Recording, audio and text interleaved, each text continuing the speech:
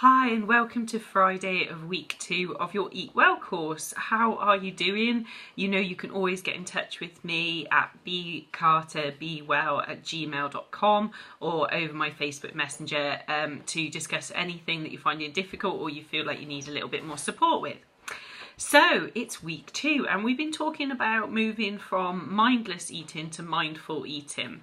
I'm not criticising all diets here whatsoever, but what I'd like to say is that often we are taken into a cycle of boom and bust.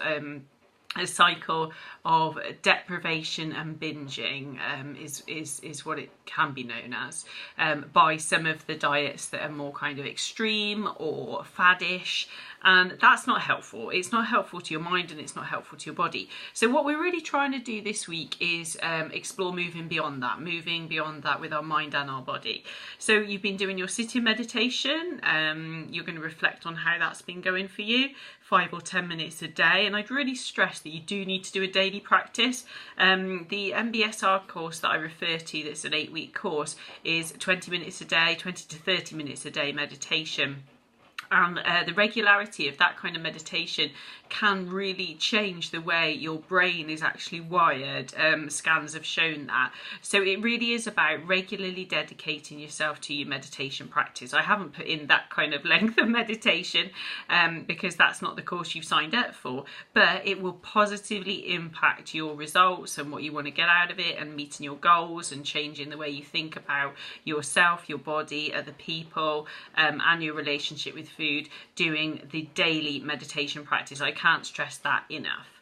So we've talked about the basics of mindful eating that Lynn Rossi refers to in her book.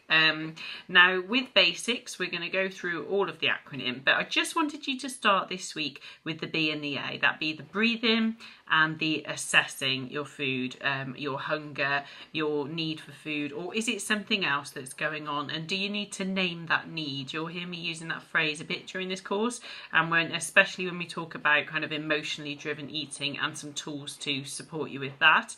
It'll be about naming the need. And just noticing, as you've been doing in your body scan, you started to raise your awareness levels of where your body was at and where your mind was at. And now we're going to continue that, becoming more aware, really thinking about, am I hungry? If so, what am I hungry for? If I'm not hungry, what is it that this feeling's telling me in my body or my mind?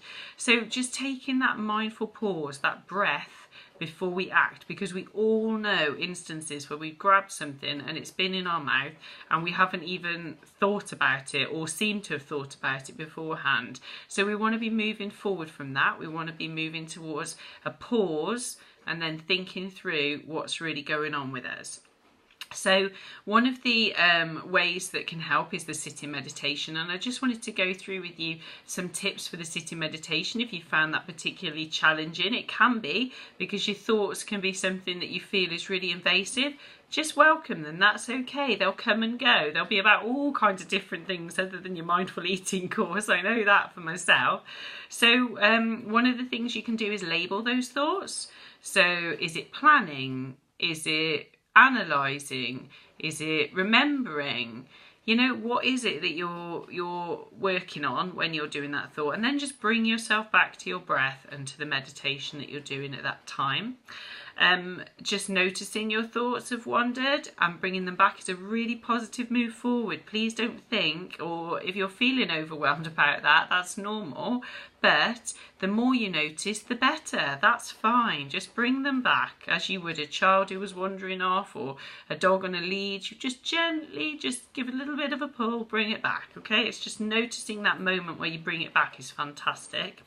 And also you might find that counting your thoughts helps.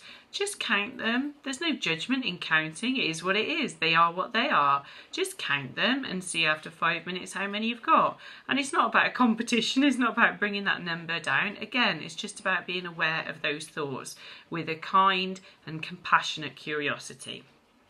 So I hope you're finding your reflective journal helpful. I hope it's moving you from a intrinsic way of addressing your needs around food and what your body needs and what your mind and your emotions need and day-to-day life, instead of having an extrinsic kind of motivation. And that's where the dieting cycle comes in. It's other people telling you what you need to do, other people telling you what you need to eat, other people telling you when you need to stop eating, or how to control your eating. You want to be moving in this course, and I'm guessing that's why you're on it, towards being in charge of you, being in control of you, knowing when you're full, knowing when you're hungry, knowing what you fancy, knowing what you'd like to eat, and moving towards that. And that's what you're doing, and that's fantastic. So well done.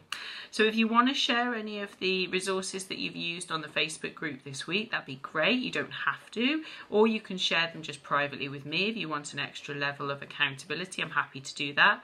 Please make sure that you're booking in your session for weeks 7 and 8 of face-to-face one-to-one online coaching with me for half an hour. That would be in weeks 7 to 8 if you haven't already had it in weeks 1 and 2.